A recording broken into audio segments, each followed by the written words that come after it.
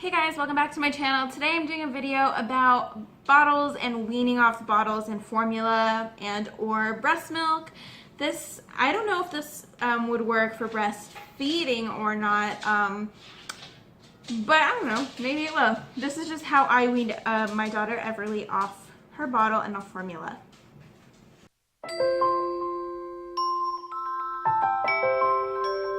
So I started weaning her when she turned 12 months. So I figured it was time. Her doctor said she was ready for milk after 12 months.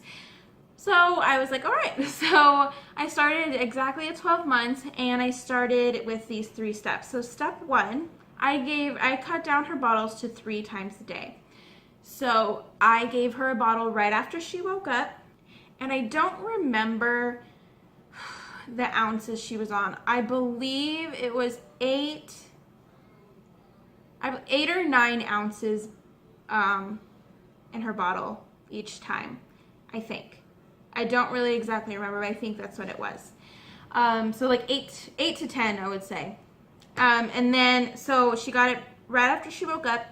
Then she got a bottle right after lunch. I started with before lunch, but she wouldn't eat her food if I gave her the bottle before, and I was trying to get her to eat to get full. She was used to getting full with her bottle, and so when she would eat, she would only eat just to taste things, and so she wasn't getting full, and then she didn't have more bottles, so she was getting grumpy. So that was kind of a difficult transition, trying to figure out how to get her to eat more. So I found out that it helps to give her the bottle after lunch. So then her last bottle for the day was right before bedtime, and I just really liked it. It was kind of our time to just hang out together, and I would sing to her while she ate her bottle, and that's how it was. So along with that, I gave her 3/4 of the bottle was formula and 1/4 of it was milk. I was gonna slowly get her onto milk. I didn't want to just do it all at once and mess up her stomach. So 3/4 of it was formula, 1/4 was milk. So step 2, I cut it down to 2 bottles a day.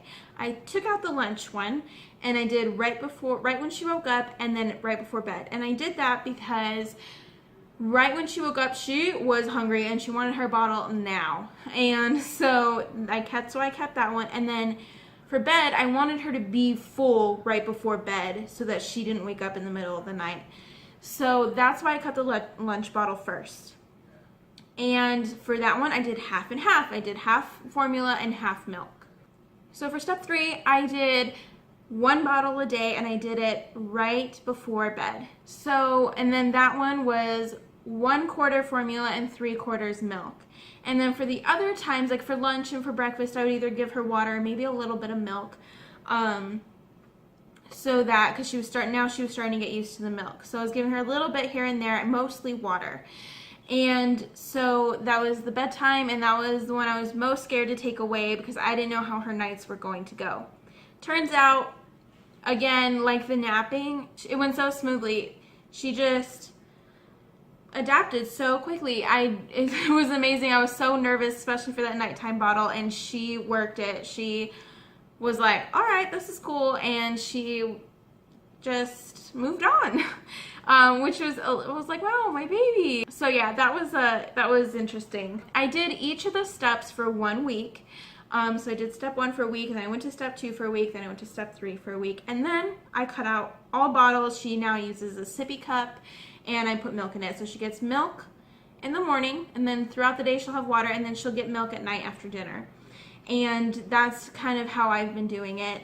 So she adapted so well to that, so I'm so proud of her. It has been an easy transition for everything. So while I'm talking about formula and everything, I kind of just wanted to point out a little bit about formula and breastfeeding. So I was one of those moms where I pumped.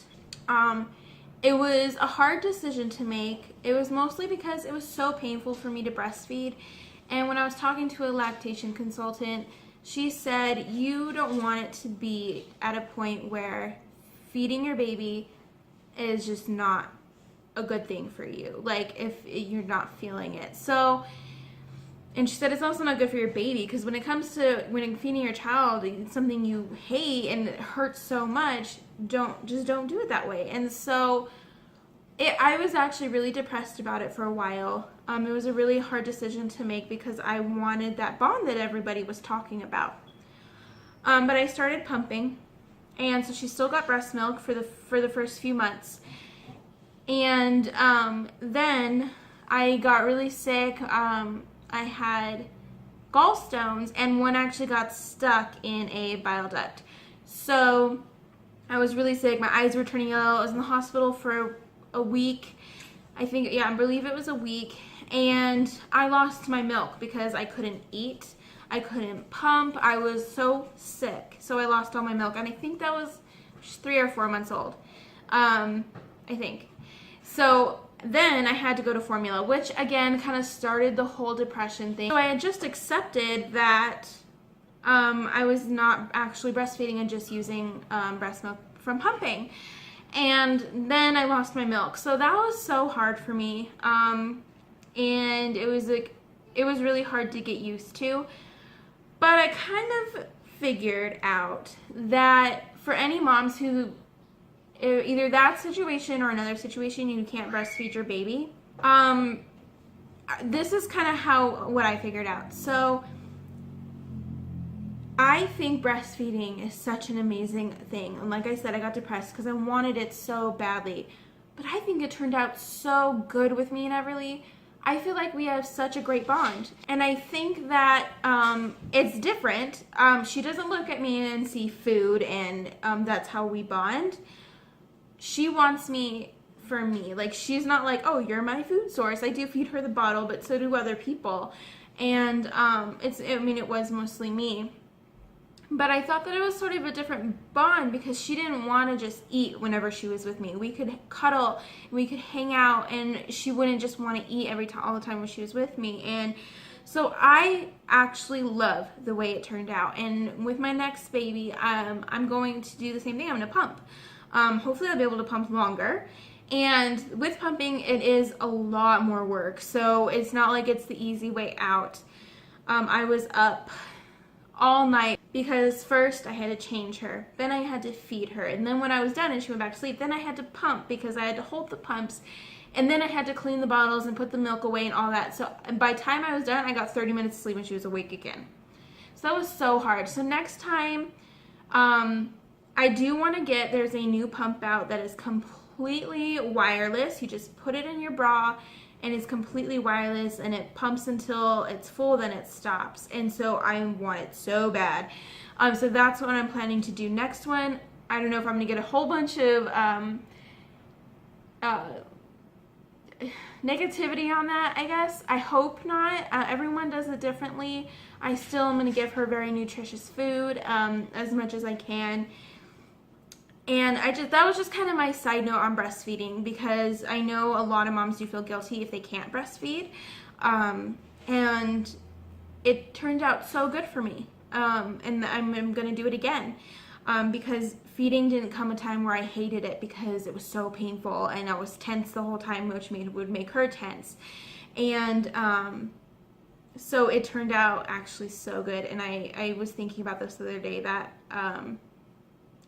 I choose it. I'd do it again. So for those moms who do breastfeed their babies, you guys are awesome. You rock. I wish I was as strong as you guys.